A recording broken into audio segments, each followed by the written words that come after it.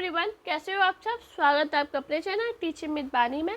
Friend, जैसा कि आपको पता है, रोज़ शाम 8 बजे हमारे चैनल पर हिंदी की क्लास होती है। उसके अकॉर्डिंग हम अपनी आज की क्लास को स्टार्ट करेंगे। आज की क्लास हमारी मोस्ट इम्पॉर्टेंट है, क्योंकि आज के जितने भी क्वेश्चन हैं ये प्रीवियस क्वेश्चन पेपर से लिए गए हैं। तो चलिए वीडियो को स्टार्ट करते हैं।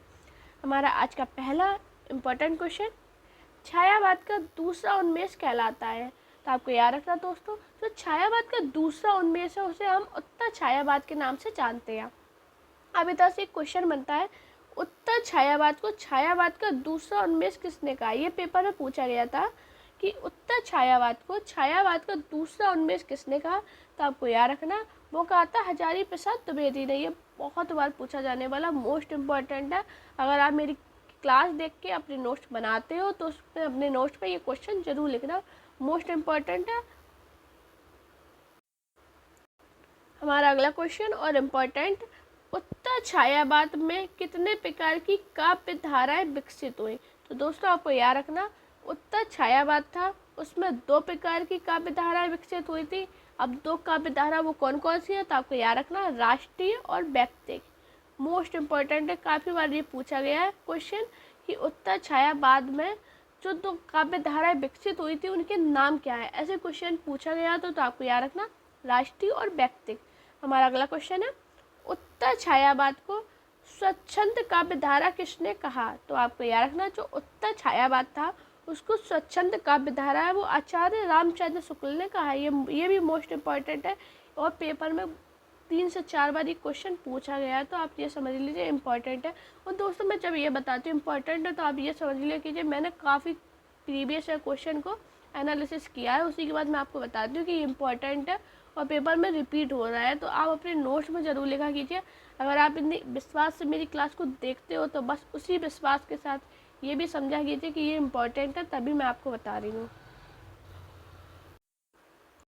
दोस्तों वीडियो पसंद आए तो वीडियो को प्लीज़ लाइक, शेयर और सब्सक्राइब कीजिए और प्यारा सा कमेंट जरूर करना कि क्लास कैसी लगती है। मैं आप सभी से रिक्वेस्ट करती हूँ कि प्लीज़ मुझे कमेंट में बताइए कि आपको क्लास कैसी लगती है। लेकिन बहुत ही कम लोग होते हैं जो रिप्लाई करते हैं, मैसेज करते हैं कि मैम आपकी क्लास मुझे अच्छी लगती है।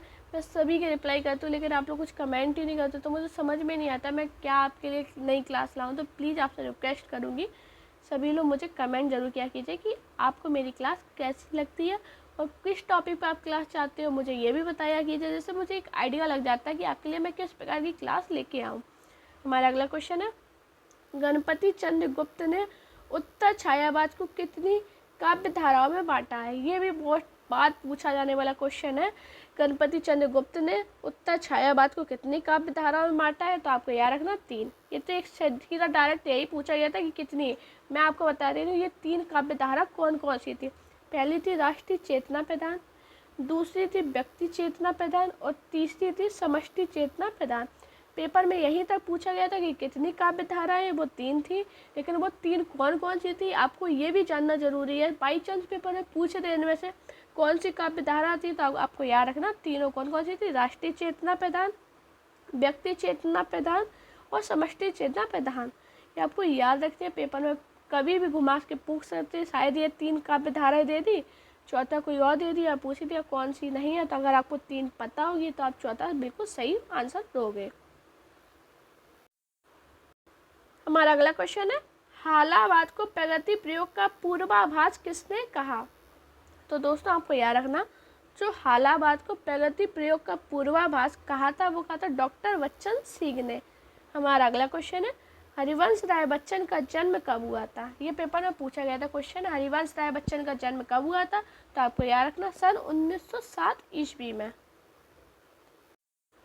हमारा अगला क्वेश्चन है, हरिवंश राय बच्चन रचित प्रथम काव्य संग्रह है। ये भी बहुत बार पूछा जाने वाला क्वेश्चन है, हरिवंश राय बच्चन में रचित प्रथम काव्य संग्रह कौन सा है। तो आपको याद रखना मधुशाला। अब ये मधुशाला आया कब था, तो आपको रखना इनकी रचना 1933 में आई थी और इसका प्रकाशन था 1935 में हुआ था। प्रकाशन, और आपको याद रखना इनका प्रकाशन, मधुशाला का प्रकाशन 1935 में हुआ था। हमारा अगला इम्पॉर्टेंट क्वेश्चन, ये भी पेपर में बहुत बार रिपीट हुआ है, हरिवंश राय बच्चन का प्रथम प्रकाशित काव्य संग्रह है। तो आपको याद रखना, जो हरिवंश राय बच्चन है इनका प्रथम प्रकाशित काव्य संग्रह वो है तेरा हार। हमारा अगला क्वेश्चन है, उमर खयाम की रुबाइयों का अनुवाद किसने किया? ये भी पेपर में बहुत बार पूछा गया था क्वेश्चन, और ज़्यादातर लोगों का गलत भी हो जाता कि उमर खयाम रुबाइयों का अनुवाद किसने किया था। तो आपको याद रखना, हरिवंश राय बच्चन ने किया था। हमारा अगला क्वेश्चन है, बच्चन को किस कृति के लिए साहित्य अकादमी पुरस्कार मिला? ये मैंने आपको पढ़ाया है, मैंने मॉक टेस्ट में भी आपको पढ़ाया है, और जब मैंने पुरस्कार पढ़ाए थे तब भी आपको पढ़ाया था। तो आपको याद रखना, जो बच्चन को साहित्य अकादमी पुरस्कार मिला था वो किसके लिए मिला था? दो चट्टाने के लिए। ये पेपर में पूछा गया इंपॉर्टेंट क्वेश्चन है, मैंने काफ़ी बार अपने मॉक टेस्ट में भी कराया, और साहित्य अकादमी पुरस्कार जब पढ़ाए थे तब भी आपको कराया था। हमारा अगला इम्पोर्टेंट क्वेश्चन, बच्चन की आत्मकथा कितने खंडों में प्रकाशित है? ये बहुत बार पूछा जाने वाला, जब लेकिन पेपर में हाई लेवल में जाते हैं तो ऐसे क्वेश्चन बनते हैं। तो आपको याद रखना, जो बच्चन की आत्मकथा है उसे 4 खंडों में प्रकाशित हुए थे। अब वो 4 खंड है कौन कौन से? क्या भूलूं, क्या याद करूं, नीड़ का निर्माण फिर, बसेरे से दूर, 10 द्वार के सोपान तक। ये चारों आपको याद रखने हैं। कौन कौन से थे? क्या भूलूं, क्या याद करूं, नीड़ का निर्माण फिर, बसेरे से दूर, 10 द्वार से सोपान तक आपको याद रखने हैं ये। दोस्तों ये पीडीएफ आपको मिल जाएगी टेलीग्राम चैनल पे, तो आप टेलीग्राम चैनल को ज्वाइन कर लेना, उस पर आपको पीडीएफ मिल जाएगी। और साथ में मुझे इंस्टाग्राम में भी फॉलो कीजिए। आपको कोई भी प्रॉब्लम होती पढ़ाई से रिलेटेड तो आप मुझे डायरेक्ट इंस्टाग्राम पे मैसेज कीजिए, मैं आपकी प्रॉब्लम का सॉल्यूशन ज़रूर लेके आऊँगी। हमारा अगला क्वेश्चन है, निशा निमंत्रण में संकलन है, तो आपको याद रखना है तो निशा निमंत्रण में से गीतों का संकलन है। हमारा अगला इधर से क्वेश्चन बना, निशा निमंत्रण का प्रकाशन वर्ष है, तो आपको याद रखना जो निशा निमंत्रण है उसका जो प्रकाशन वर्ष है वो है 1938 ईस्वी। दोस्तों आपको मेरे टेलीग्राम और इंस्टाग्राम दोनों की लिंक चैनल के अबाउट में जाना मिल जाएगी, आप मुझे उधर से ज्वाइन कर सकते हो। हमारा अगला क्वेश्चन है, निशा निमंत्रण में गीत कितनी पंक्तियों में रचित है? तो आपको याद रखना, ये पेपर में पूछा गया था क्वेश्चन कि निशा निमंत्रण का जो गीत है उसमें कितनी पंक्तियों में रचित है? तो 13 पंक्तियों में। हमारा अगला क्वेश्चन है, निशा निमंत्रण का प्रथम गीत कौन सा है? तो आपको याद रखना, जो निशा निमंत्रण है इसका जो प्रथम गीत है वो है दिन जल्दी जल्दी ढलता है। हमारा अगला क्वेश्चन है, मधुशाला में संकलित रुबाइयों की संख्या है? तो आपको याद रखना, मधुशाला उसमें से जो संकलित रुबाइयों हैं वो है 135। हमारा अगला क्वेश्चन है, मधुशाला की रुबाइयाँ कितनी कितनी पंक्तियों में रचित है? तो आपको याद रखना है ये जो मधुशाला की रुबाइयाँ हैं इसमें 4 पंक्तियों में रचित है।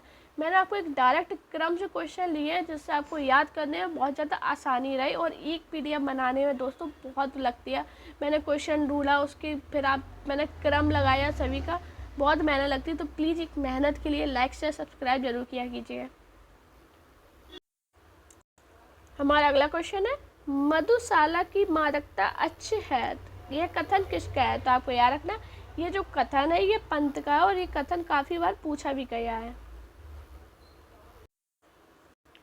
हमारा अगला और मोस्ट इम्पोर्टेंट कथन अपने नोट्स में जरूर लिखना, मधुशाला में हाला, प्याला मधुवाला और मधुशाला की के 4 प्रतीकों के माध्यम से कवि ने अनेक क्रांतिकारी, मर्म स्पर्शी, रागात्मक एवं रहस्यपूर्ण भावों की बाणी दी है।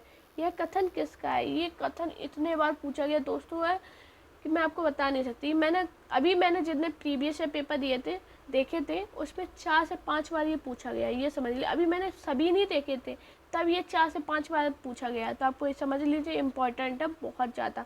तो आपको याद रखना है ये जो कथन है वो पंत का है, लेकिन हाँ ये कथन थोड़े हाई लेवल जब में हिंदी पूछी जाती है उसमें पूछा गया था, लेकिन फिर भी इम्पोर्टेंट है क्योंकि आज के टाइम पे हर एक एग्ज़ाम हाई लेवल का हो गया है। अभी आपने देखा होगा हाल ही में पैट का एग्ज़ाम हुआ था, देखा उसमें कितना हाई लेवल आया था, पेपर सोच से भी ज़्यादा था। तो आप इसी से समझ लीजिए पेपर बहुत ज़्यादा टफ बनते हैं क्योंकि कंपटीशन ज़्यादा हो गया और वैकेंसियाँ कम आती हैं, तो अब एग्ज़ाम का लेवल बढ़ गया है।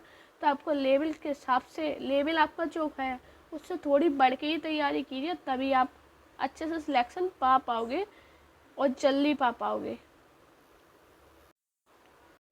हमारा अगला क्वेश्चन है, बच्चन की रचना त्रय नाम से जानी जाती है, कौन सी जानी जाती है? मधुशाला, मधुबाला और मधु कलश प्राइवेट। आपको ये याद रखनी, मधुशाला, मधुबाला और मधु कलश याद रखते हैं। ये बहुत बार पूछा जाने वाला क्वेश्चन है।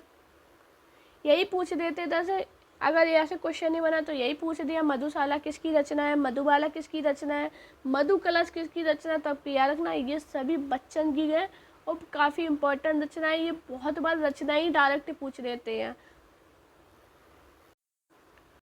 हमारा अगला क्वेश्चन है, बच्चन के काव्य को कितनी श्रेणियों में बांटा गया है। तो आपको याद रखना जो बच्चन के काव्य है इनको 4 श्रेणियों में बांटा गया। 4 श्रेणियां हैं कौन कौन सी, तो आपको याद रखना मधु काव्य, विषाद काव्य, प्रणय काव्य और राजनीतिक सामाजिक काव्य। मोस्ट इम्पॉर्टेंट है, अपने नोट्स में ज़रूर लिखिए। वैसे मैं आपको पीडीएफ दे दूंगी, फिर भी अगर कुछ लोग होते हैं जो अपने नोट्स खुद बनाते हैं, जैसे मेरी आदत है, मुझे कहीं से भी मिल जाती थी लेकिन मैं फिर भी अपने नोट्स बनाती थी। तो अगर आप अपने नोट्स बनाते हो तो आप ज़रूर लिखना उसमें। हमारा अगला क्वेश्चन है, बच्चन का अंतिम काव्य संग्रह कौन सा है।